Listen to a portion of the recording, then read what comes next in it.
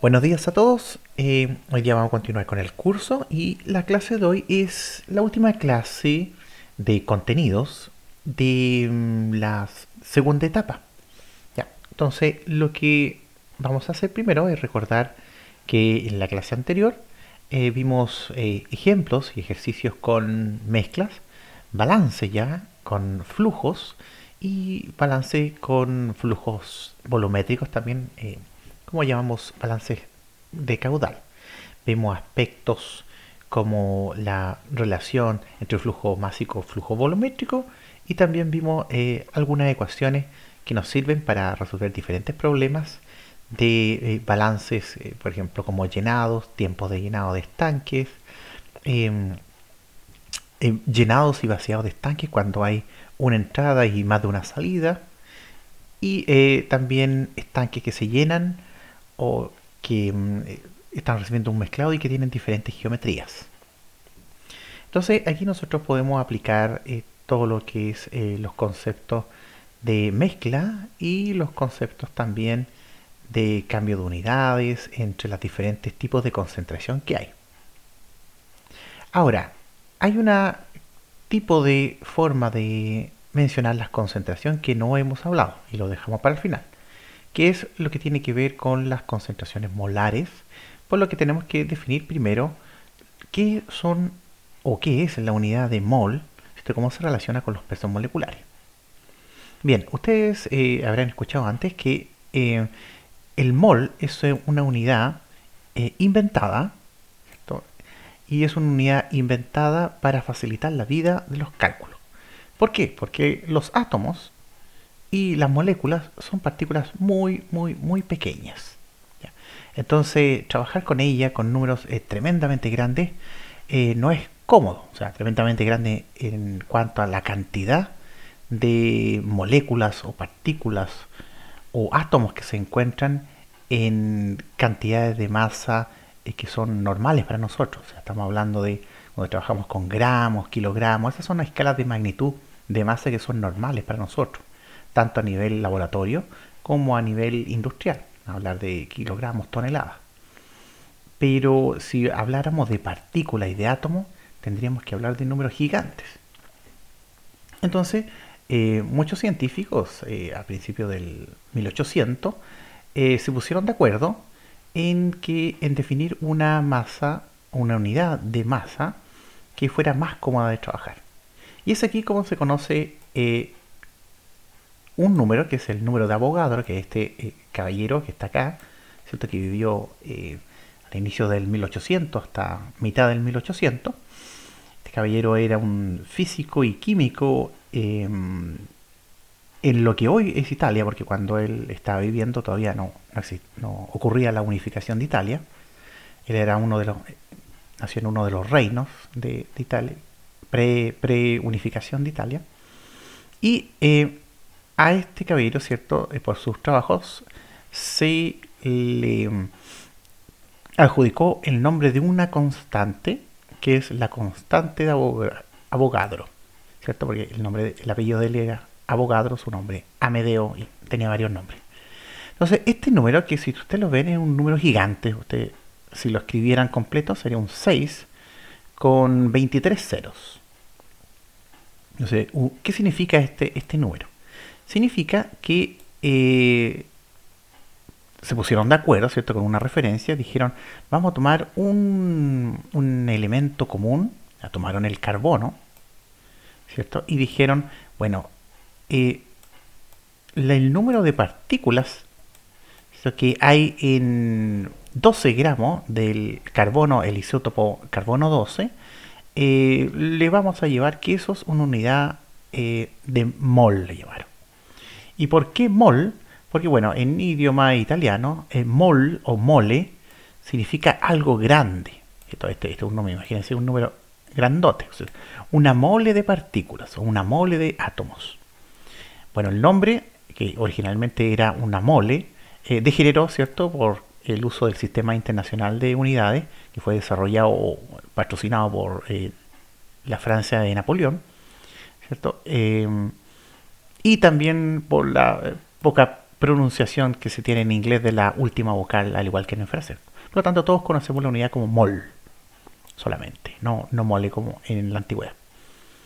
Bien, entonces este número de Avogadro, ¿cierto?, definido arbitrariamente en base al peso de una cantidad de átomos de los isótopos de este carbono 12, se le llamó la unidad mol, y para poder hacer cálculos expresados todos en múltiplos de este número. ¿Ya? Entonces, la mole es un múltiplo de ese número. ¿Ya? Por ejemplo, para entender bien por qué hubo que definir este número, es, por ejemplo, consideremos que nosotros conocemos la unidad de la docena de huevos. ¿Ya?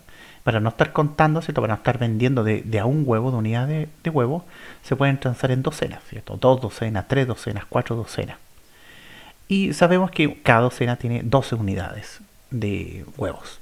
Entonces, el trabajar en docenas, cuando hay alguien que vende o compra muchos huevos, es más fácil trabajar con números más pequeños que hablar de cientos de huevos. Entonces, aquí también, para no hablar de toda esta cantidad, ¿cierto?, que son, no sé cómo se pronuncia, todos estos miles de millones de partículas que tendríamos que estar hablando cuando hablamos de gramos de algo. Por ejemplo, en el caso de estos 12 gramos de carbono, se usa esta base y se usan múltiplos de esta para hacer cálculos. Entonces, esto nos facilita, se supone, los cálculos con partículas, átomos y moléculas. Y sabemos, ¿cierto?, tenemos la siguiente relación, que el número de moles que vamos a usar siempre con la letra N, que la letra más usada para esta unidad, ¿cierto?, de cantidad de materia, es igual a la masa, ¿cierto?, la unidad de masa, dividido por el peso atómico, si es un elemento, o en el caso que sea una molécula, o sea, un grupo de elementos, va a ser el peso molecular. ¿Ya? Entonces, esta ecuación nunca se le olvide, N es igual a M dividido por el peso, sea atómico o el peso molecular. Entonces, para calcular los moles que tengo de una sustancia, yo tengo que saber su masa y saber su peso molecular. O es de una molécula, o si es un elemento, su peso atómico. ¿De dónde saco los pesos atómicos? Bueno, en la tabla periódica, en todas las tablas periódicas en realidad, ustedes pueden encontrar, sino que identificar dónde están los pesos moleculares de los compuestos. ¿Ya? En este caso de esta que se está mostrando, están aquí abajito, pero va a depender de la tabla que ustedes usen. Entonces, de aquí en adelante en el curso vamos a necesitar usar la tabla periódica, y la idea es que ustedes tengan una tabla periódica donde sea cómodo encontrar los pesos moleculares. Por ejemplo, esta que está en pantalla tiene pocos datos, ¿cierto? Hay otras tablas periódicas llenas de datos de cada elemento y se ve claramente el peso molecular. También les recomiendo que puedan buscar aplicaciones para el teléfono móvil de tablas periódicas. Hay unas que son bastante cómodas y con bastante información de cada uno de los elementos. Entonces, busquen tablas periódicas, aplicaciones de tablas periódicas, y compártanse entre ustedes cuáles son las mejores y los datos que van a ocupar siempre durante la carrera. Los pesos moleculares, y más adelante, ¿cierto?, los cursos de sea ciencias básicas como de aplicación, van a ocupar cosas como los estados de oxidación, por ejemplo, de los elementos. Entonces, búsquense una tabla que ustedes se acostumbren a usarla. Bien, entonces vamos a medir cuánto es un mol. ¿Ya? Vamos a tratar de sentir a cuánta cantidad de materia nos estamos refiriendo. Cuando yo tengo un compuesto, por ejemplo aquí pusimos el compuesto de la sal de mesa o el cloruro de sodio, yo puedo calcular el peso molecular porque obviamente la tabla periódica no tiene compuestos, la tabla periódica tiene solo elementos. Y el peso molecular yo lo voy a poder calcular como el aporte, ¿cierto?, de los pesos atómicos de cada uno de los componentes. En este caso sería la suma de el peso atómico del sodio, ¿cierto? Multiplicado por 1, que aquí no se pone porque hay un sodio por cada mol de cloruro de sodio, más la contribución del cloro. ¿Ya? Hay un mol de sodio por mol de compuesto y un mol de cloro por compuesto. Y aquí fíjense bien que a diferencia de la masa, no hay un balance de moles. Por ejemplo, tengo un mol, ¿cierto?, de cloruro de sodio, pero eso me representan 2 moles de los componentes. Entonces, nunca ustedes esperen que haya una correspondencia entre los moles del compuesto y los moles de los átomos que lo componen. Bien, entonces en este caso vamos a ver el peso atómico del sodio, y el sodio lo tenemos por acá, 22,9, más el peso atómico del cloro. El cloro está en el otro extremo de la tabla periódica, ¿cierto? Aquí obviamente corté para ver lo que nos interesa, 35,45. Por lo tanto, el peso molecular, ¿cierto? Porque es una molécula, más de un átomo, es 58,44. ¿Cuáles son las unidades del peso molecular? La unidad es masa partido por unidad de mol. ¿Ya? Generalmente se le pone este prefijo, ¿cierto? Gramo mol. O sea que eso es para indicar que estoy usando este sistema de unidades, ¿cierto? La unidad de gramos. Pero esto, ¿cierto? Este 58,44 es igual a, si yo ocupo cualquier multiplicando, sea arriba o abajo. Por ejemplo, el peso molecular del cloruro de sodio va a ser 58,44 kilogramos por kilomol. ¿Ya? El mismo número, ¿cierto? Porque estoy agrandando 1000 arriba y 1000 abajo. Y si uso otro sistema de unidades, ¿cierto? Va a ser el mismo número, libra-mol. Ahora va a ser diferente el número si yo mezclo los sistemas. Por ejemplo, si son libras por gramo mol. Ahí tendría que hacer el cambio de unidades para ver qué unidad me da. Pero es bastante poco frecuente eso. Siempre tratar mejor de trabajar en un solo sistema de unidades. Otra cosa importante es que a veces en libros, guías o ejercicios, ustedes van a encontrar solamente gramos por mol, ¿ya? Sin el gramo mol. Entonces, si dice solamente gramo mol, nosotros vamos a suponer o asumir, mejor dicho, que se están refiriendo a gramos mol. O sea, siempre que no me digan lo contrario, hay que asumir lo más sencillo, ¿ya? Lo que me facilita el trabajo. Bien, veamos qué tan grande es un mol o cómo nosotros podemos verlo. Lo que tenemos en pantalla es una cucharada de azúcar. Ya, algunos de ustedes a lo mejor le echa azúcar al té. Y el azúcar es una molécula grande que está compuesta por carbón, hidrógeno y oxígeno. Ya, esto sería como lo que es una molécula de azúcar. Entonces, una cucharada de azúcar, más o menos una cucharadita, ¿cierto?, de té, como un sobre de azúcar, son aproximadamente 5 gramos, ¿ya?, de esta molécula que está acá. Entonces vamos a ver cuántos moles hay en una cucharada de azúcar. Para eso tenemos que tener los pesos moleculares, ¿cierto? Aquí está el carbón, el oxígeno lo tengo acá cerquita, y por otro lado, ¿cierto?, tengo el hidrógeno, que el hidrógeno es el primero de la tabla. Está por acá. Entonces, para yo poder calcular el peso molecular, tengo que tener los pesos atómicos de cada uno de ellos. Y aquí, a diferencia del caso del cloruro de sodio, estos coeficientes que están acá no son 1, entonces hay que considerarlo. El peso molecular del azúcar va a ser entonces 6 veces el peso molecular del carbono, más 12 veces el peso molecular del hidrógeno, ¿cierto?, que es cerca a 1, y más 6 veces el peso molecular del oxígeno. El resultado me da 180,18 gramos mol. Ahora que sé el peso molecular del azúcar, puedo calcular cuántos moles de azúcar hay en estos 5 gramos, en esta cucharadita.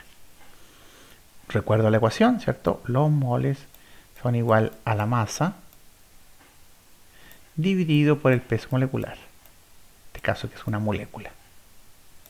Entonces, tomo la masa, 5 gramos, y lo divido por el peso molecular antes calculado. Y me da que en una cucharadita de azúcar ustedes tienen 0,028 moles. Si ustedes hacen el cálculo, para tener un gramo mol o un mol, tendríamos que tener 36 cucharadas. Entonces, fíjense, si ustedes hacen esto en su casa, toman un frasco, toman una cuchara y agregan 36 cucharadas de azúcar en un frasco o en un jarro, ahí recién van a tener un mol de azúcar. Entonces, esto es para que ustedes vean que la unidad de mol es bastante grande, ¿cierto? 36 cucharadas de azúcar en un jarro es bastante, y recién ahí tenemos un mol. Vamos a volver al caso de la sal. Muchas recetas dicen agregue una pizca de sal. ¿Ya? Pizca de sal, vamos a aproximarlo a 1 gramo de sal. Peso molecular ya lo habíamos calculado de la sal. Por lo tanto, la pizca de sal, el gramo de sal dividido por el peso molecular, me da que tengo 0,017 moles de sal.